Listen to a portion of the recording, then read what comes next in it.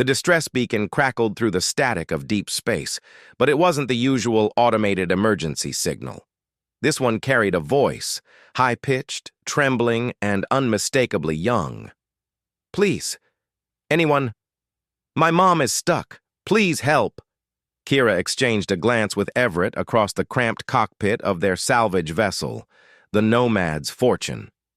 They'd been partners for 3 years now, picking through asteroid fields and abandoned stations for anything worth selling.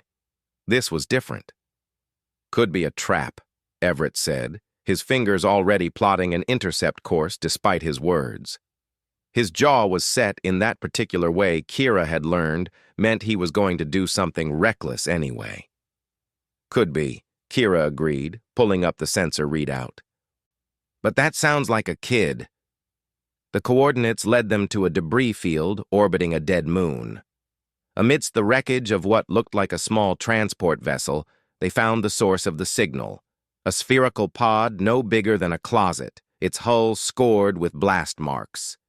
Through the viewport, a small figure pressed against the glass, its 3 eyes wide with fear and hope. The alien child couldn't have been more than a meter tall, with iridescent blue skin and delicate antennae that drooped with exhaustion. When the airlock cycled open, it rushed forward so quickly that Kira barely had time to brace herself before it wrapped 6 thin arms around her leg. "You came! You actually came! Humans always come. Everyone says so, but I was so scared you wouldn't hear." The words tumbled out in rapid, accented standard. Everett knelt down, making himself less imposing. "Hey, slow down. What's your name?" "Zixtala, but everyone calls me Zixie." The child's antennae perked up slightly. "My mom. She went to check the cargo bay after the pirates hit us. Something collapsed. She's trapped, and I can't move it, and the life support in her section is failing, and—" "Show us," Kira said firmly, already reaching for her tool belt. The wreckage of the transport was a maze of twisted metal and sparking conduits. Zixie led them through passages so narrow that Everett had to turn sideways, his broad shoulders scraping against jagged edges. The child moved with desperate familiarity, ducking and weaving through gaps that would have taken them minutes to navigate. They found Zixie's mother in what remained of the cargo bay. A massive support beam had collapsed across her lower body, pinning her against the deck. Her breathing was labored, her skin tone several shades paler than her daughter's. But when she saw them, something flickered in her large eyes. Recognition, perhaps, or resignation. "Humans," she whispered. "Of course. Zixie, you called humans?" "They were closest, Mom," Zixie protested, moving to her mother's side. Everett was already assessing the beam, his engineering instincts taking over. "This is composite durasteel, couple tons at least." He looked at Kira. "The cutting torch?" "Would take too long, and the heat might compromise the deck integrity." Kira studied the collapsed structure, her mind racing through possibilities. Then she saw it. A hydraulic jack system, partially intact beneath the debris. "There. If we can rig that jack to the support beam, we might get enough lift." What followed was a frantic 20 minutes of human ingenuity born from desperation. Everett salvaged power cells from their ship while Kira rewired the hydraulic system, her fingers flying through connections that were never meant to be made.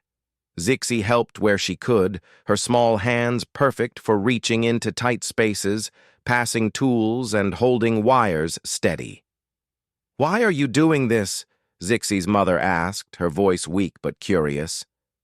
"We're Vrexians. Your governments aren't even allied. There's no profit here." Kira didn't look up from her work. "Doesn't need to be. But humans always calculate cost and benefit. Everyone knows this. You're salvagers. You could simply take our cargo." "What cargo?" Everett grunted, connecting the final power coupling. "Your hold's empty except for personal effects. And yeah, we calculate. We calculated that a kid needs her mom." The hydraulic system whined as power flooded into it. The beam shifted. Just an inch, then another. Kira wedged a support strut underneath, creating a gap. Everett grabbed the Vrexian woman and pulled, his muscles straining. For a moment, nothing happened. Then momentum shifted. The Vrexian woman came free just as the jury-rigged hydraulics gave out with a screech of protesting metal. The beam crashed down exactly where she'd been seconds before. Zixi threw all 6 arms around her mother, sobbing in relief. Back aboard the Nomad's Fortune, Kira tended to the Vrexian woman's injuries, while Everett plotted a course to the nearest station with proper medical facilities. Zixi hadn't left her mother's side, all 3 eyes fixed on the humans as if trying to solve a puzzle. "I don't understand you," the Vrexian woman finally said. "The galaxy says humans are dangerous, unpredictable, that you'll do anything for resources, that you're too emotional, too irrational." Everett snorted from the pilot's chair. "Yeah, we get that a lot. But Zixi called for help and you came. No hesitation, no negotiation. You risked your lives in unstable wreckage for strangers." She tilted her head, genuinely confused. "Why?"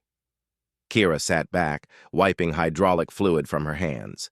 She thought about all the reasons they shouldn't have stopped. The lost time, the depleted supplies, the risk. Then she looked at Zixi, curled against her mother's side, finally safe. "Because she asked," Kira said simply. "Because someone needed help, and we could give it." "Isn't that enough?" The Vrexian woman's antennae trembled, a gesture Kira would later learn meant profound respect.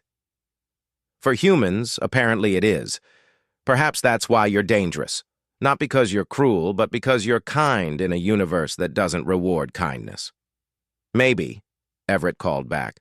"Or maybe the universe needs more people willing to be kind anyway." Zixi looked up at the humans, her 3 eyes shining. "When I grow up, I want to be like you. I want to be the kind of person who comes when someone calls for help." Kira smiled, feeling something warm settle in her chest. "Kid, the galaxy could use more of that, from any species." As the Nomad's Fortune burned toward the station, leaving the debris field behind, a new story began to spread through the quantum networks. Another tale of humans doing what they did best, showing up when called, moving mountains when needed, and proving that in the cold mathematics of space, sometimes the human equation included variables that couldn't be quantified. Sometimes it just included compassion.